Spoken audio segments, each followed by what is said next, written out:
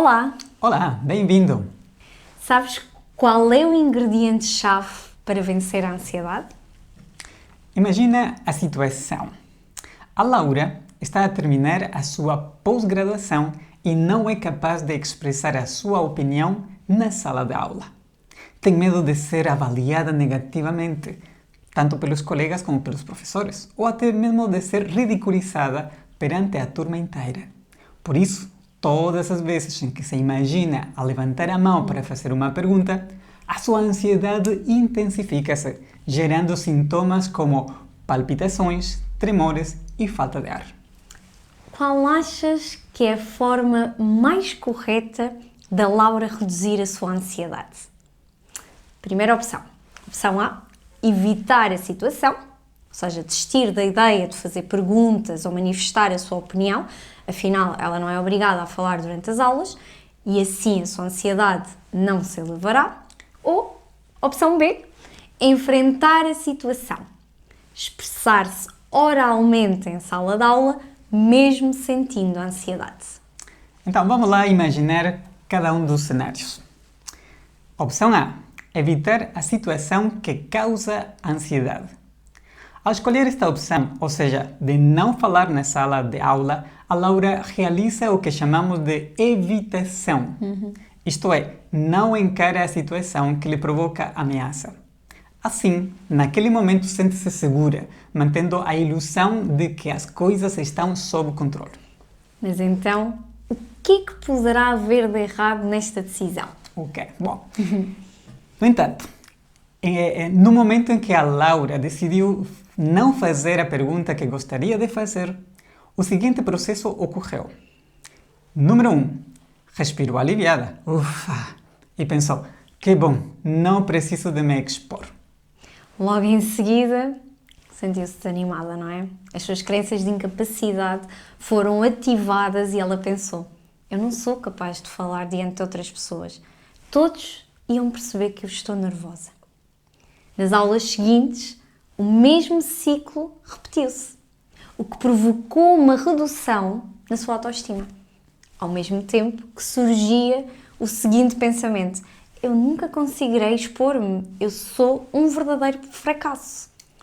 Percebes agora o problema desta solução? A Laura acabou por se tornar prisioneira do seu medo e da sua ansiedade. A fuga e a evitação da situação que ela considera ameaçadora acabaram por contribuir para a manutenção da sua ansiedade num ciclo que a mantém refém das suas próprias escolhas. E tu? Quantas vezes já caíste nesta armadilha? É natural que pessoas que sofrem de ansiedade tenham dificuldade em enfrentar determinadas situações. Sim, fugir ou evitar uma situação que causa ansiedade são respostas naturais do organismo diante da percepção de ameaça ou de perigo. No entanto, cada vez que foges ou evitas uma situação, para te sentires mais segura, não é? Ou mais seguro, naquele momento, perdes a oportunidade de desativar o teu aplicativo da ansiedade. Aplicativo de ansiedade? O que é isto de aplicativo de ansiedade? Imagina que a tua ansiedade é um aplicativo no teu telemóvel, criado para detectar qualquer sinal de perigo existente à tua volta. Ele passa o dia todo a enviar-te notificações sobre situações perigosas que deves evitar.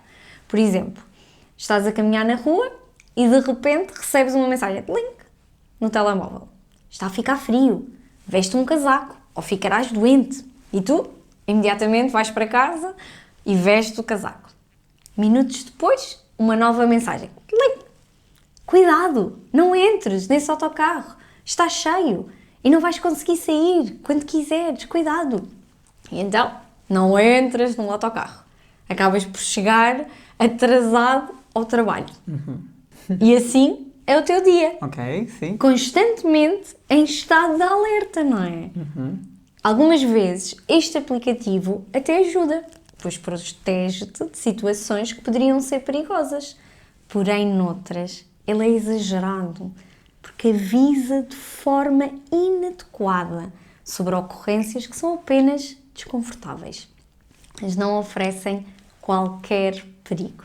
Ok. Nestes casos, é preciso desativar o aplicativo, agradecendo o aviso, mas mostrando que tu podes lidar com aquela situação para que não te tornes escravo dela. Totalmente.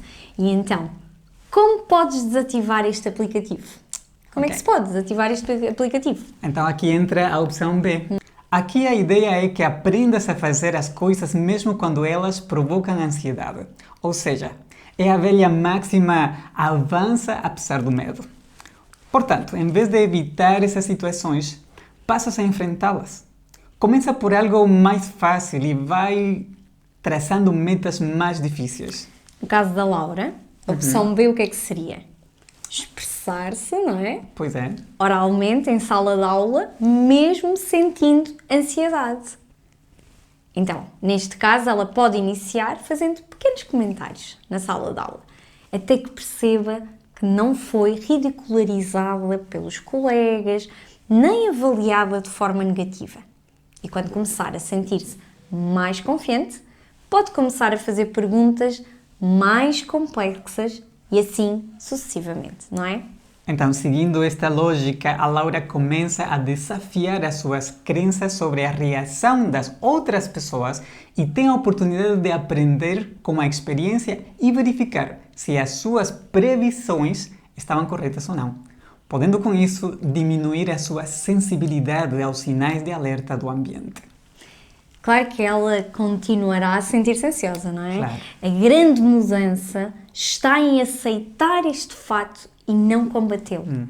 Aqui está a chave para desativar o aplicativo. Entender que se pode e se deve suportar o desconforto que a ansiedade gera em nome de um objetivo maior. Aprender a enfrentar a ansiedade e libertar-se da sua prisão. Uma consequência importante desta mudança de comportamento é o aumento da autoestima, Sim. ao contrário da opção anterior, não é? Ou seja, quando decides enfrentar algo e percebes que conseguiste fazer aquilo e sobreviveste, a probabilidade de te sentires realizado e confiante para assumir novos desafios é muito maior. Muito maior. E isto aplica-se em todos os casos. Esperamos que esta informação te tenha sido mesmo útil. Acreditamos que podes mudar a forma como lidas com a tua ansiedade e com certeza notarás resultados ao longo do tempo. Se quiseres saber mais sobre as melhores estratégias para venceres a tua ansiedade de uma forma natural, registra-te. No nosso workshop gratuito online. Tens o link aqui escrito. Esperamos por ti. Claro que sim. Até breve.